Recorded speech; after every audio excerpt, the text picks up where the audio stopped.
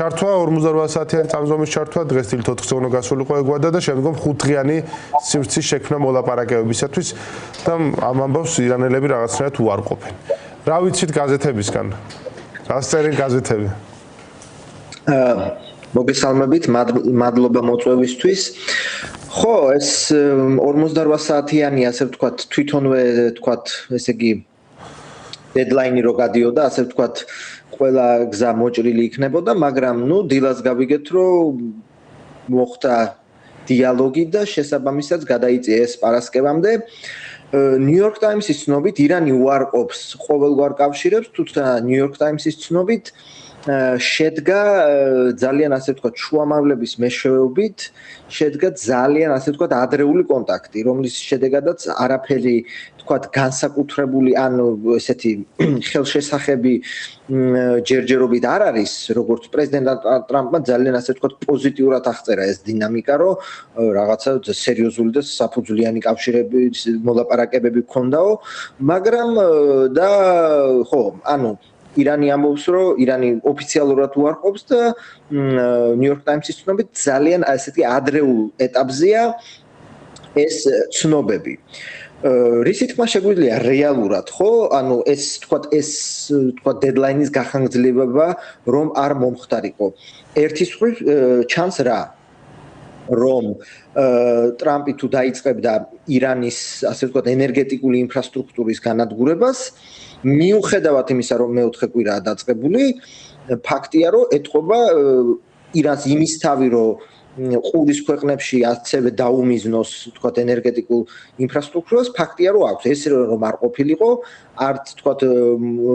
მოლაპარაკებები შედგებოდა იმ მარტივი მიზეზის გამო, რომ გაუნადგურეთ, ვთქვათ, ირანს ხო ენერგეტიკული ინფრასტრუქტურა, თუ ის ვერ უპასუხებს და ვთქვათ, ყურის ქვეყნებზე შურს ვერ იძიებს, მაინდა-მაინც მოლაპარაკებების ვთქვათ სტიმულიც არ არსებობს, ხო? და მეორე მხრივ ეს ჰორმუზის სრუტე, რომელიც ესე ვთქვათ, აქილევსის ქუსლი გახდა, ხო, ტრამპისთვის, რომ შეგვიძლია ასე ვთქვათ რომ ეს მრავალი განცხადება რომ გახსენით ეს სრუტე ნატოს ქვეყნებისთვის მოწოდება რომ თქვენ მოდით და გახსენით, იმიტომ რომ ამერიკა აქედან ნავთობს არ იღებს და ამერიკისთვის ეს ვთქვათ პრობლემა არ არის, მაგრამ ხო ფაქტია რომ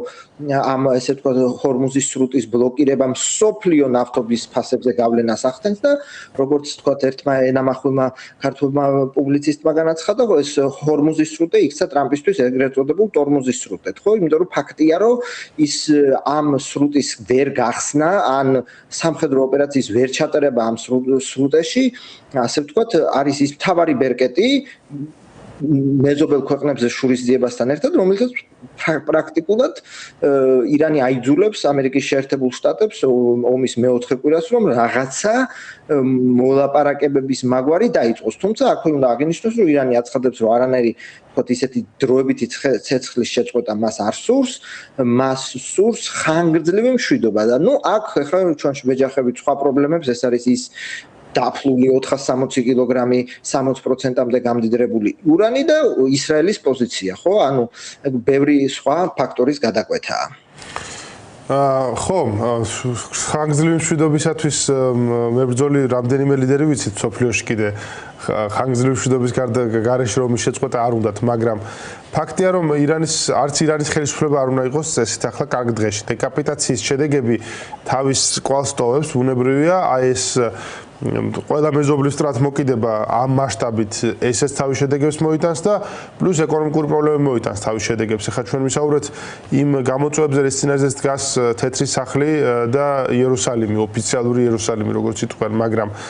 რა გამოწვევების წინაშე დგას თეირანი? ამ კუთხიდანაც რო შევხედოთ, რა არის ის, გავიგე რომ მათ აწყობთ, რომ უბრალოდ ყაიმიც კი მათთვის გამარჯვება, იმიტომ რომ ძალაუფლებას შეინარჩუნებენ. და თქვათ არიან მზად რომ თავის ნებისმიერ რაოდენობით გაწირონ თავის ხალხი, იმიტომ რომ ეს არ ადარდებთ და შიდა მექანიზმები დემოკრატიული არ აქვს, რომ ვინმე რამე გადააკონტროლოს, რაც ამერიკაში ხდება სულ.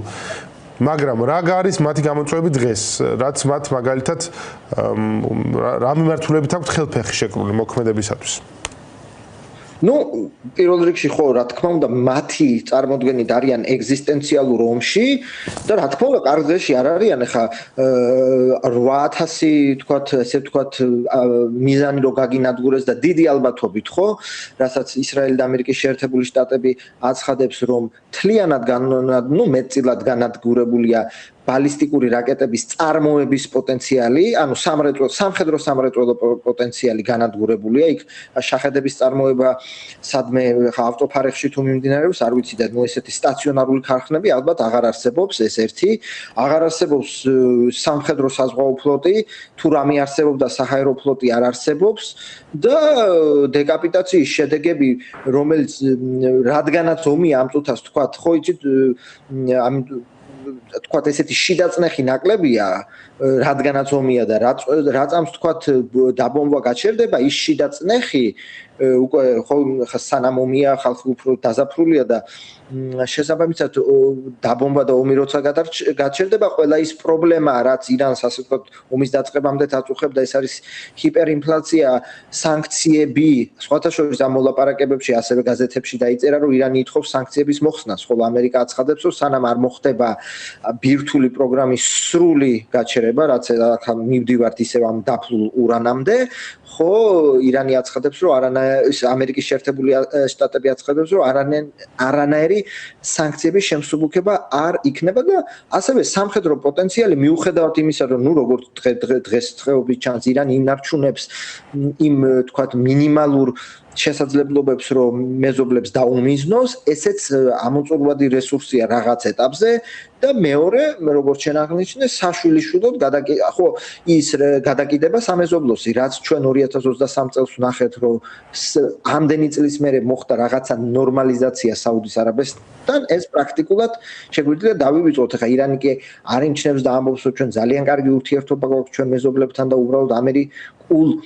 ბაზებს და ამერიკულ სამიზნეებს ვესვრით რაკეტებს და დრონებს, მაგრამ ფაქტია, რომ 10 წლეულით მინიმუმ ირანი იზოლირებული იქნება საკუთარი ისინი კვლავ გაფორმდნენ როგორც ერთმანეთისთვის მნიშვნელოვანი საფრთხეები. და რაც თავარია მტრები. ბოლო 10 წელიწადში მოხდა ამის რაღაცნაირად თითქოს ამოწურვისკენ გადაიდგა ნაბიჯები, რაც ერთგვარი ავტორიტარული სოლიდარობის ელემენტები გაჩნდა უფრო მეტად ამ ორ ძალიან დაპირისპირებულ რეჟიმებს შორის, მაგრამ აი ფაქტია, რომ ვერ შეინარჩუნა ამან ვერანაირად სტაბილურობა ამ ავტორიტარული სტაბილურობისკენ სწრაფად ვერ შეინარჩუნა თავის თავი. გიორგი, ერთ საკითხზე მინდა ვისაუბროთ ევროპის ნაწილთან დაკავშირებით. რა ეტაპზეა ახლა ერთი მხრივ ატლანტიკური ურთიერთობები აი ამ სრუტის კონტექსტში და მეორე მხრივ რა ეტაპზეა თავად ევროპული სახელმწიფოების დამოკიდებულება და რა ყურის სახელმწიფოებთან ეს ორი სხვადასხვა დინამიკაა მათ ვალდებულებები დატვირთულები არიან როგორც ატლანტიკური მიმართულებით ისე ყურის მიმართ ხო იქ რამდენიმე სახელმწიფოს შექმნაში ბრიტანეთს ძალიან დიდი როლი აქვს შესრულებული და ბრიტანული ბაზებიც არის იქ ადგილზე და რა დინამიკა არის ამ მხრივ ხო, ჯერ ნატოს კონტექსტით რო დავიწყოთ, ეს უკვე მე რამდენი ბოლოს პრეზიდენტ ტრამპის განცხადება იყო, რომ ნატო ქაღალდის ვეფხვია, ჩვენ ეს გვახსოვს, მოკლედ კრიტიკა ერთის მხრივ, მეორეს მხრივ ევროპული სახელმწიფოების პასუხი, რომ ეს ჩვენი ომი არ არის. საერთოდ ნატო რასუაშია, იმიტომ რომ თავდაცვითი ორგანიზაცია და შესაბამისად ხო ეხლა ნატოს წევრ სახელმწიფოზე თავდასხმა არ მომხდარა და ნუ რასაც მე ვამბობდა, ნუ მაინდა-მაინც ღიათ არა, რა სამხედრო შესაძლებლობები აქვს ეხლა ევროპის სახელმწიფოებს და რაც აქვს, რომ ეხლა ის ჰორმუზის სრუტეში თქვათ გადაისროლონ. ეს ერთი, რაც შეეხება ყურის სახელმწიფოებთან ურთიერთობას, აქაც ჩვენ გვაქვს სტრატეგიული ლიმიტები, კი ბატონო, ბრიტანეთს უდიდესი წვლილი აქვს შეტანილი, ასე ვთქვათ, აღმოსავლეთ და საფრანგეთს, ახლო აღმოსავლეთის რუკის ამჟამინდელი საზღვრების დახაზვაში, მაგრამ ამ წუთას ყველაზე ისეთი ხმამაღალი და მეტნაკლებად ისეთი ძლიერი განცხადება ჩვენ მოვისმინეთ საფრანგეთის პრეზიდენტისგან და ისიც იყო, რომ სამხედრო მოქმედებების დამთავრების შემდეგ საფრანგეთი გზად არის ჩაერთოს საერთაშორისო მისიაში, რომლის მიზანიც იქნება, ესე იგი, ჰორმუზის სრუტის პატრულირება. ისიც თუ დამთავრდება სამხედრო მოქმედებები. ამ წუთისთვის, ესე იგი, ყურის სახელმწიფოები უფრო დამოკიდებული არიან საკუთარ ჰაერსაწინააღმდეგო შესაძლებლობებზე და რა თქმა უნდა ამერიკის შეერთებულ შტატებზე, იმ კუთხით, რომ ახლა ეს პატრიოტის რაკეტები მათია თუ ამერიკის, ისევ ამერიკიდან მოდის. ამ კუთხით ეს სტრატეგიული ვითარება გვაქვს. და ბოლო კითხვას დაგიშვამთ გიორგი, შიდა პოლიტიკური დინამიკის თვალსაზრისით ამერიკის შეერთებულ შტატებში რა ხდება ახლა რამე სიახლე ხომ არ არის ესეთი, რასაც ქართველ მაყურებელმა, ვინც დაინტერესებული ამერიკული პოლიტიკით, ყურადღება უნდა მიაქციოს. ახლა პირდაპირ ზეგავლენა ჩვენს პროცესებზე ამ ყველაფერს შეიძლება ასე არ კონდეს შიდა დინამიკას, მაგრამ საბოლოო ჯამში ზეგავლენას ახდენს თელ სოფლიოზე და როგორი ახლა მზადების პროცესი როგორ მიდის დაგეგმილი არჩევნებისათვის? ამ წუთში ყველაზე ისეთი თქვათ ხმამაღალი პოლიტიკური პროცესი არის რომ დღემდე ესე იგი იმის გამო რომ თქვათ იანვარში და უფრო ადრე ეს მინესოტაში რაც მოხდა საიმიგრაციო აღსრულებასთან დაკავშირებით პროტესტის ნიშნად დემოკრატები ესე იგი არაძლევენ ხმას როგორ გითხრათ ხო შინაგან საქმეთა სამინისტროს დაახლოებით ხო შინაგან სამინისტროს დაფინანსებას და ამ წუთისთვის მე რამდენი თვეა უკვე ხალხს რომელსაც თქვა ამერიკის საზღვარი კონტროლი ევალება და ხალხს რომელიც თქვა ვინც ამერიკაში ყოფილა აეროპორტებში ვინც საპასპორტო კონტროლს რო გადიან ის ხალხი თვეებია უკვე ხელფას არ იღებს და უკვე აი გუშინ